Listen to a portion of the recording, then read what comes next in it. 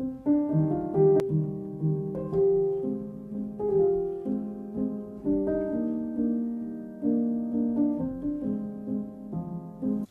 y a une chose que j'ai dite peu de temps avant la pause qui est complètement centrale dans ce que je vis dans ma vie et avec vous,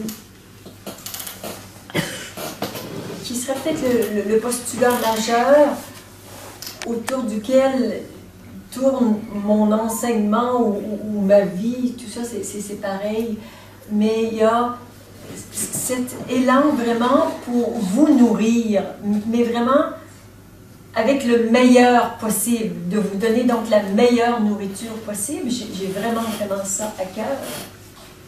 Mais combien j'ai à cœur aussi d'être nourri par vous. Et ça donne beaucoup la couleur du genre de relation que je veux avec vous. Ça dit aussi pour ceux qui avaient plus ou moins l'intention de faire de moi un gourou, une enseignante ou un truc machin de ce genre, que ça va pas le faire. Que c'est pas du tout par ça que je suis habitée. Et ce dont je vous parle, ce dont je suis en train de vous parler, ça s'est vraiment accentué, ça s'est mis en place vraiment cette dernière année, voire peut-être ces 2 dernières années, mais d'une façon encore plus marquée cette dernière année. Où je vois que se produit une transformation actuellement sur la planète que je trouve absolument fabuleuse, impressionnante et excitante. De voir comment ça se passe en même temps que c'est pas toujours confortable, ces grandes transformations, voire ces mutations, c'est vraiment pas de tout repos, particulièrement pour les personnes qui sont vraiment plus au début du chemin, qui n'ont pas vraiment beaucoup l'habitude de mettre les choses en conscience, ça peut être relativement inconfortable, j'en conviens. Mais en même temps, je suis vraiment à l'affût de où on s'en va sur la planète, de ce qui est en train de se passer, et je trouve ça mais absolument magnifique. Et notamment, et j'en ai parlé je crois la semaine dernière, mais comme vous n'y étiez pas, je vais vous le redire.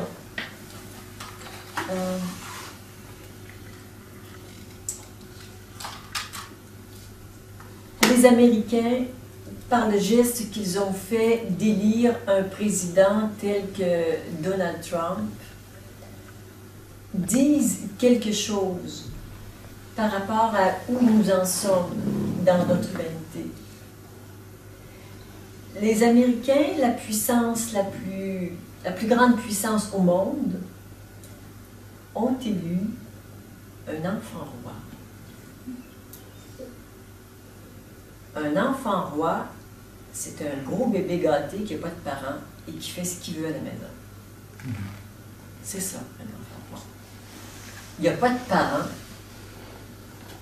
Il n'y a pas de parents parce que classiquement, les parents ne s'assument pas en tant qu'éducateurs.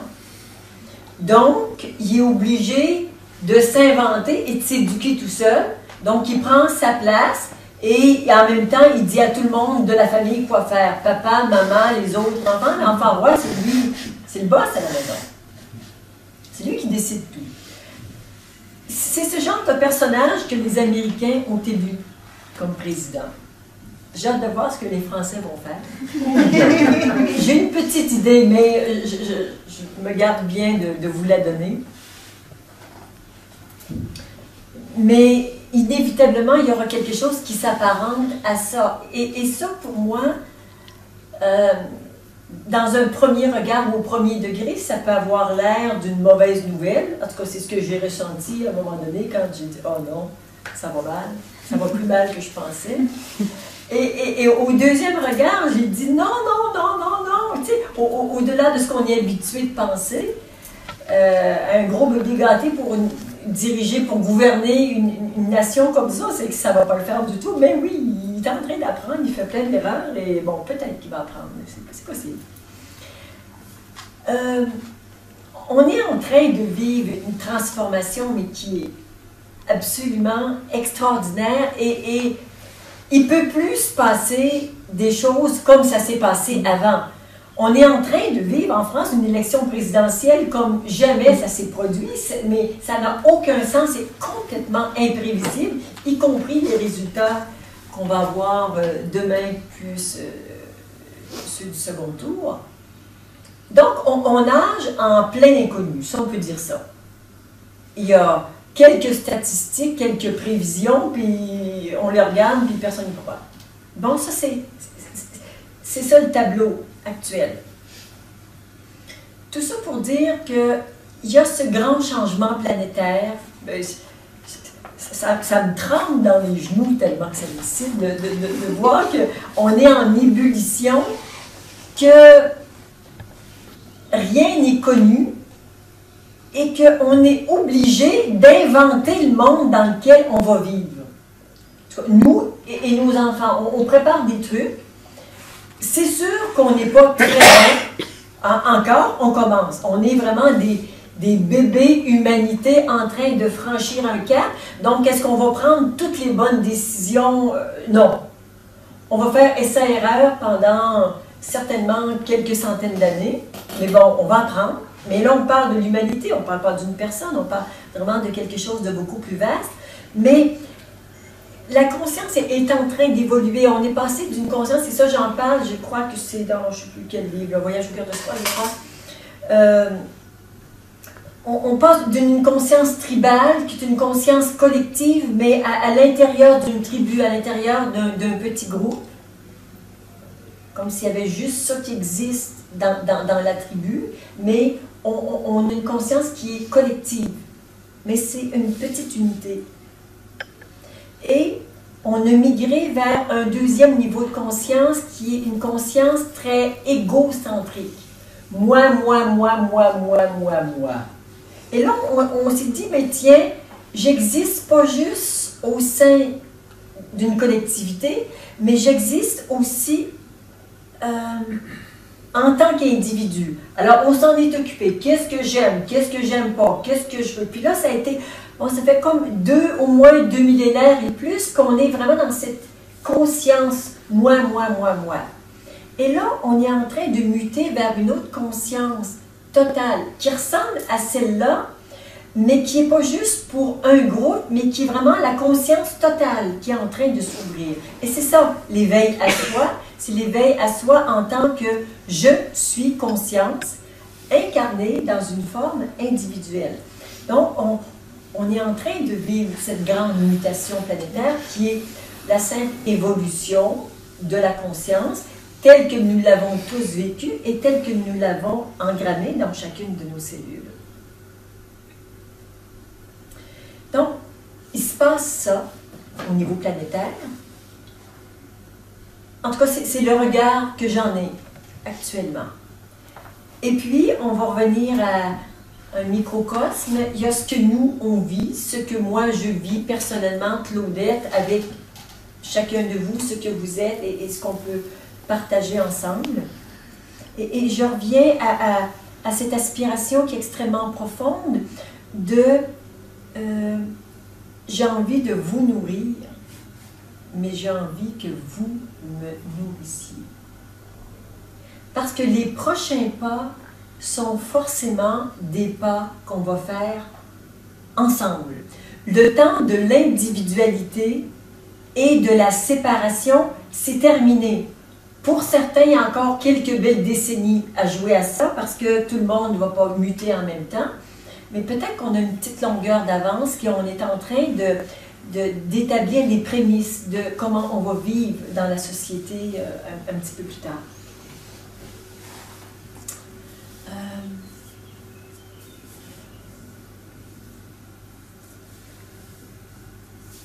Pendant ces 2 millénaires de dualité, où on était dans un combat, je me moi contre les autres, et je te bouffe pour pas que tu me bouffes, donc en étant dans l'attaque et sur la défensive,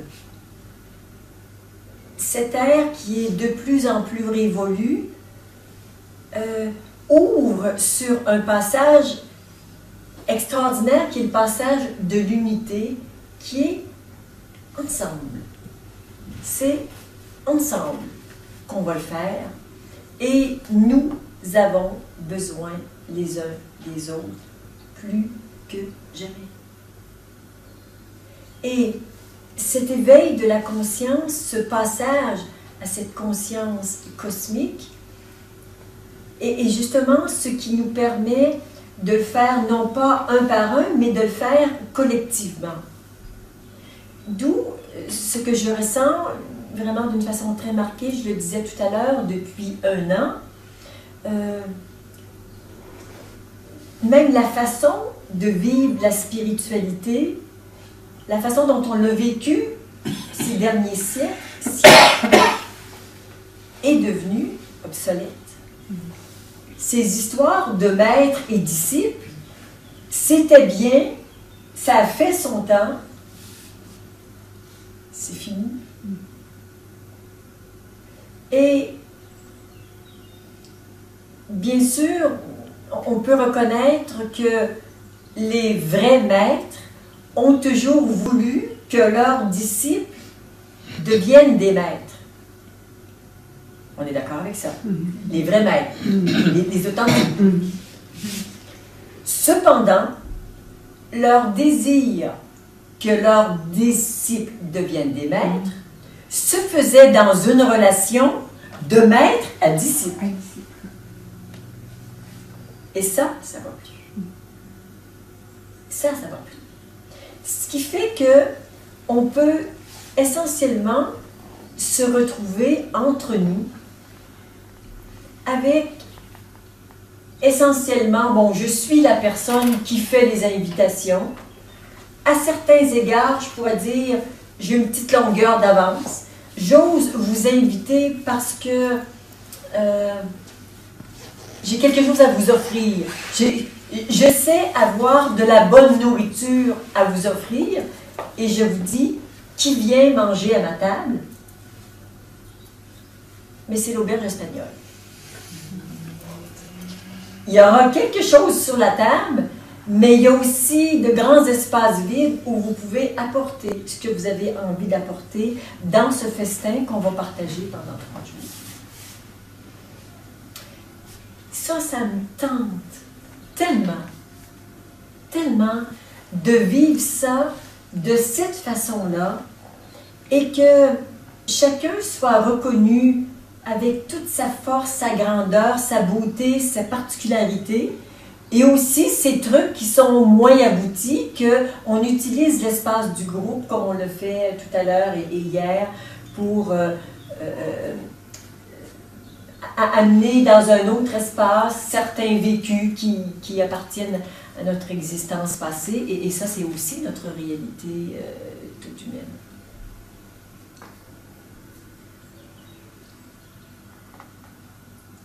J'avais envie de vous dire ça.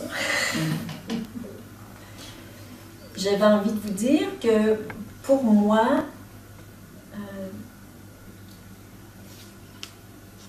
il y a cette nouvelle façon de vivre la spiritualité qui est celle dont je suis en train de vous parler et de partager concrètement avec vous. Et que nous sommes également à l'orée d'une nouvelle façon de vivre l'économie.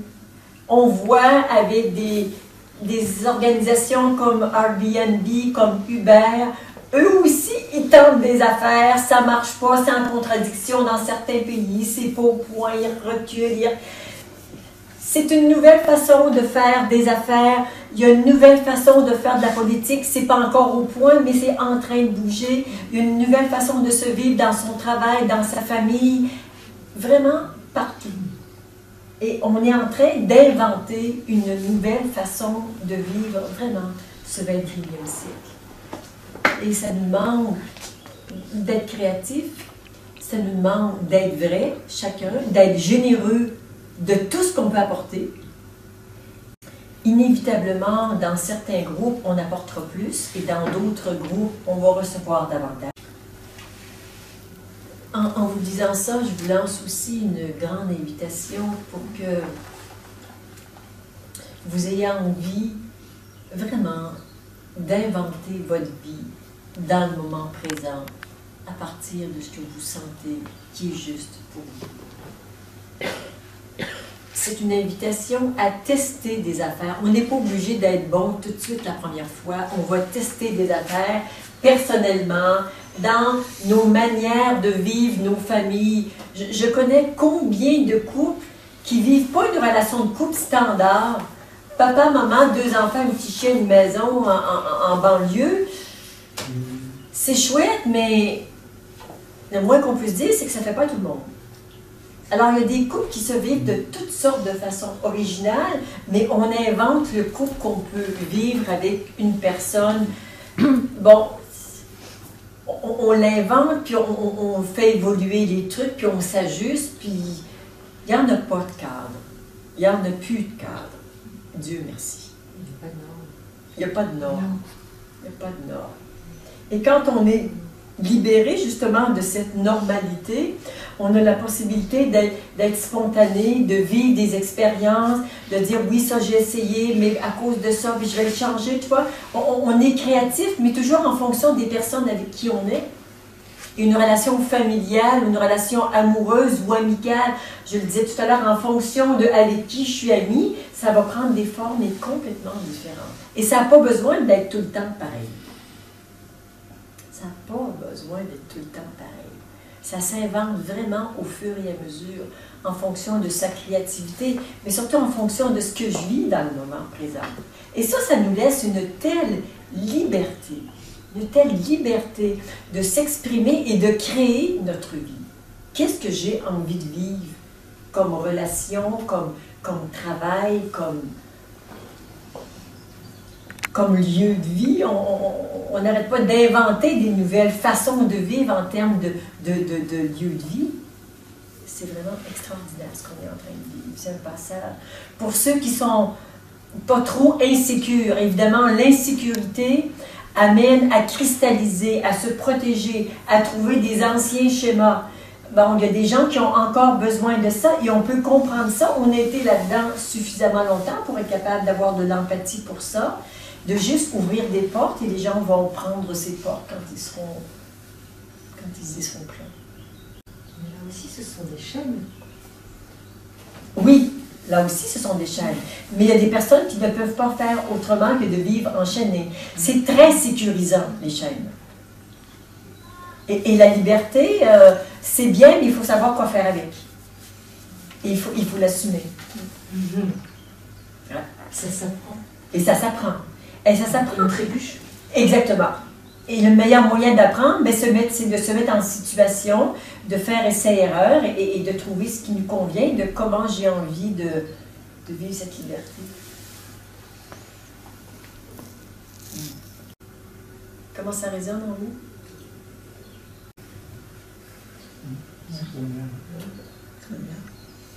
C'est une grande interrogation. Moi, j'ai un point d'interrogation. Oui, à propos de quoi? Comment est-ce que ça va s'organiser? Tu me parles d'Airbnb, d'Uber. Airbnb, c'est la vente des hôtels. Uber, c'est un nouvel esclavagisme. Au niveau politique, on n'a pas vraiment de bonne solution. Qu'est-ce que ça va donner? Alors là, il y a... Parce qu'apparemment, on retourne vers les anciens schémas. Voilà, moi j'ai un point d'interrogation. Moi, j'en ai plusieurs. J'en ai plusieurs. Hein? Oui, absolument. Et on n'a pas de modèle. C'est pas au point. C'est pas au point du tout. Et je me dis, au point de vue économique, il y a des économistes qui vont trouver. C'est leur boulot. Au point de vue modèle d'affaires, il y a des gens d'affaires, c'est leur boulot qu'ils trouvent. Et les politiciens vont trouver comment faire au niveau politique, c'est leur boulot. Moi, j'accompagne des gens sur un chemin d'ouverture et d'éveil. Ben, alors moi, je vais inventer le modèle chez moi. Et je suis comme je fais partie de cette société, je suis assujettie au modèle politique qu'on va me proposer, mais c'est pas moi qui va aller dire, bon, écoute, je vais devenir présidente d'un pays, puis je vais leur dire comment faire, c'est pas mon truc. Les politiciens vont le faire. Moi, je peux juste le faire chez nous, parce que moi, j'anime des groupes. Je peux le faire dans ma vie personnelle, avec mes amis, dans mon couple, avec mon fils. Bon, je peux juste faire mon petit truc à moi, mais j'ai pas plus de pouvoir que ça. Je dis des trucs, on va mettre ça sur YouTube. Il y a des personnes qui vont entendre ça, et il y en a qui vont hurler, puis il y en a d'autres qui vont dire « Yes, moi, j'ai envie de ça », et qui vont juste commencer à vivre ça un peu chez eux, de temps en temps, et de plus en plus souvent. Alors, les grands modèles, ils ne seront pas au point avant quelques décennies. Voilà, c'est ça. Ça c'est clair, ça c'est clair. Mais ce que je peux faire, c'est juste de regarder, moi, comment j'ai envie que ça se vive, mes affaires. Dans ma relation avec l'épicier, avec mon coiffeur, avec mon médecin, dans toutes mes petites relations ordinaires, je peux vivre ça. Et peut-être donner le goût à quelques personnes de vivre ça et vous en parler. J'ai pas plus de pouvoir que ça, mais ça, je peux le faire. Et pour moi, la fameuse légende du colibri, tu vois, qu'il y a un immense feu de forêt et que le colibri va à la rivière, met 2 gouttes d'eau dans son bec et qui vient porter les 2 gouttes d'eau pour jeter, pour arrêter, pour éteindre le feu de forêt. Il peut faire ça, 2 gouttes d'eau. Ben, il le fait. D'un côté, ça peut paraître ridicule, puis moi, je suis plutôt portée à trouver ça touchant et charmant. Alors moi, je suis un petit colibri qui, dans un immense et gigantesque feu de forêt, amène mes 2 petites boules. Je peux pas faire plus. Et si ça sert à rien, je me serais au moins amusée à transporter 2. Puis je mourrais dans le feu de forêt. Ça n'a aucune importance.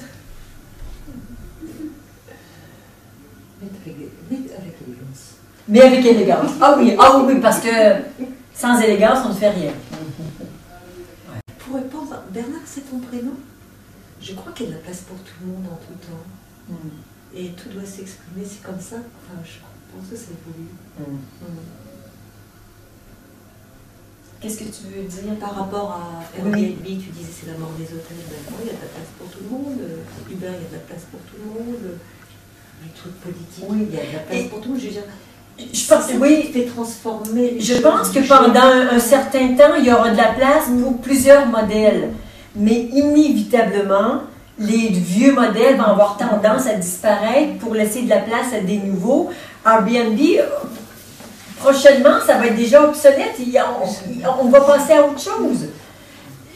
Mais il va falloir faire le deuil d'une ancienne manière de faire. Inévitablement. Mais là, on est en transition, on se cherche. Donc, on a des anciens, on a des nouveaux, on a des nouveaux pages. On essaye un peu n'importe quoi. On tâtonne. On tâtonne. Les périodes de transition, c'est toujours un peu des périodes de chaos, de toute façon. Exactement. Et c'est merveilleux, ce chaos. Oui, mais il y a des forces un peu dans tous les sens, et puis ça tire, ça pousse. Ouais. En fait, c'est pour En fait, c'est mourir pour... Pardon, excuse-moi. Jusqu'à ce qu'on trouve un nouvel équilibre. Jusqu'à ce qu'on trouve un nouvel équilibre et qu'on soit un certain temps dans cet équilibre pour retrouver un nouveau déséquilibre pour évoluer et on va retrouver l'équilibre puis le déséquilibre. C'est comme ça qu'on bouge et qu'on évolue. Juste, oui, donc je disais, c'est en fait le phénix mourir pour renaître de ses cendres. Enfin, c'est tout le temps. Ça, c'est bon. J'ai l'impression qu'avant, on pouvait faire l'économie d'exprimer ce que l'on est vraiment, parce que le monde était codifié selon des normes extérieures, donc on pouvait vivre tranquillement, passer sa vie sans se chercher soi-même. Ouais. Mais je trouve à partir de maintenant, enfin de moins en moins, et si on veut, je pense, dans le cas au futur, survivre, parce que je pense qu'on va... Là, il faudra vraiment se trouver, exprimer ce que l'on est, sinon on va être balayé. Donc ça sera une nécessité, je pense. C'était relativement simple quand on disait ton père est médecin, ton grand-père est médecin. on ne se pose pas la question, hein, tu fais la fac de médecine, c'est normal. Et donc, il y a tout le parcours était tracé, puis à un moment donné, il y a des jeunes qui ont dit non, mon père était médecin, mais moi j'ai envie d'être paysan, donc je fais paysan. Et là, on a commencé à se regarder, à se questionner plus et à s'inventer, non pas en fonction des modèles, mais en fonction de ce que chacun porte et de ce que chacun peut apporter. Donc de plus en plus, on ne pourra pas faire l'économie du cheminement personnel. Exactement. Exactement. Et là, chacun va avoir une réelle contribution plutôt que de prendre un modèle et de le dupliquer et de le dupliquer et de le dupliquer. Ça avait sa raison d'être, c'était pratique. Mais maintenant, on passe vraiment à autre chose. Avant, si on avait un bon emploi, c'était chouette de le garder pendant 35, 40 ans, d'avoir une belle pension. Ça n'existe plus, ça, avoir un emploi puis de le garder longtemps. Puis on a tous plusieurs emplois. C'était bien d'avoir un seul compagnon, mais je suis la première à dire que c'est pas trop mon expérience. Mais quel enrichissement! Quel enrichissement de vivre quelque chose de nouveau et de réinventer vraiment le couple avec quelqu'un de nouveau. C'est magnifique. Est-ce que c'est dérangeant, les séparations? Est-ce que c'est amusant? Non, pas du tout. Mais qu'est-ce que ça fait bouger? Est-ce que je l'ai choisi? Absolument pas. Je l'ai subi. Mais qu'est-ce que je suis contente que la vie m'ait donné ça à vivre?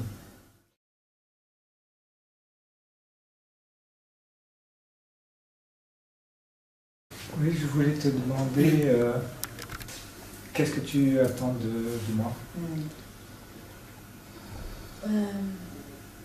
Pour moi, la base de toute relation, j'en ai un petit peu parlé tout à l'heure, c'est l'authenticité. J'ai vraiment cette attente, pour ne pas dire ce besoin, que tu sois vrai tout le temps avec moi. Donc de toujours dire la vérité, de toujours me donner l'heure juste. Et ça veut dire que tu me donnes de toi cru, dans ton meilleur, quand tu fais des belles prises de conscience, et dans ta souffrance parce que c'est la tienne. Et elle est signée Juliette, pardon. Donc, quand ça vient de toi, quand ça goûte toi complètement, ça c'est une nourriture. Et quand tu mets dans cette place et en ma présence une difficulté que tu vis ou un questionnement profond, existentiel, tu m'invites à trouver quelque chose pour t'aider.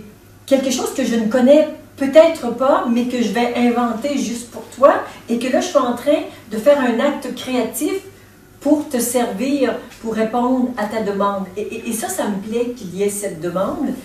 Et chacun va contribuer à apporter une réponse à quelqu'un. Et c'est là qu'on en fait une œuvre collective. Donc, tu apportes tout ce que tu es, que tu acceptes tout ce que je suis également de chacun, qu'on apporte nos préoccupations de vie, quelles qu'elles soient,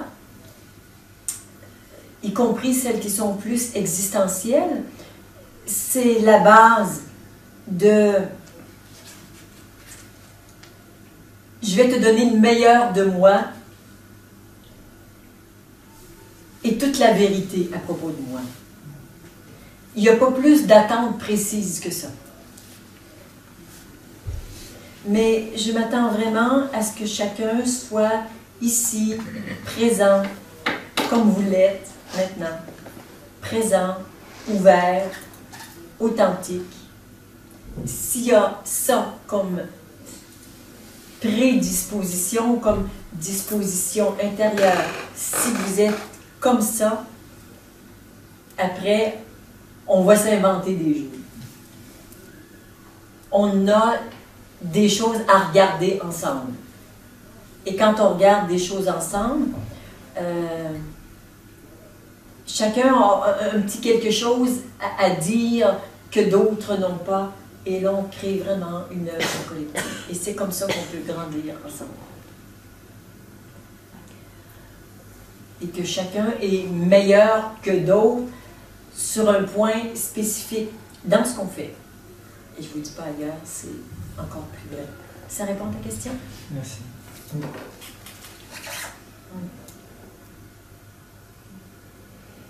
Je peux éventuellement tolérer peut-être 1 ou 2 stages où une personne vient ici pour prendre, parce qu'elle est vraiment en difficulté, qu'elle est demandeur, qu'elle a moins à donner. Mais après, c'est OK. Ouvre la machine et donne ce que tu as à donner. Ouais. Et plus tu donnes, plus tu reçois. C'est important qu'on ait cette ouverture et cette générosité les uns vers les autres. Et pour moi, c'est ça, grandir ensemble. Et là, on n'est plus dans une spiritualité où il n'y a plus de moi, où il n'y a plus rien, il y a la disparition, la mort de l'ego, machin et tout. Quand on a une vie à vivre, incarnée, on va la vivre et en conscience. Oui. J'ai réellement le sentiment que tout le monde ici est dans cette authenticité depuis le début, hein, et qu'en fait, à quelques degrés qu'on soit, dans notre quête, recherche, ce qu'on veut, ou capacité à, j'ai le sentiment qu'on est tous là-dedans. Complètement. Et ce que je peux observer, c'est que au départ, tout le monde et chacun est authentique autant qu'il le peut. Et parfois, je peux voir des freins à cette authenticité parce qu'il y a des idées, des croyances, des jeux de rôle, il y a identification. Alors, mon rôle, c'est de voir ça et de le présenter, d'agir comme miroir pour que la personne puisse voir ça et passer à un autre niveau d'authenticité. S'il y a une attente, elle est peut-être là, justement, je veux dire, dans le fait d'avoir ce miroir pour pouvoir s'ouvrir à autre chose. Exact. Et j'aime bien jouer ce rôle. Quand je vois, je ne vois pas tout, mais quand je vois certaines choses, certains jeux perdurer, d'être le miroir qui vont permettre d'en prendre conscience, éventuellement de réparer ce qui a besoin de l'être, dans certains cas. Merci.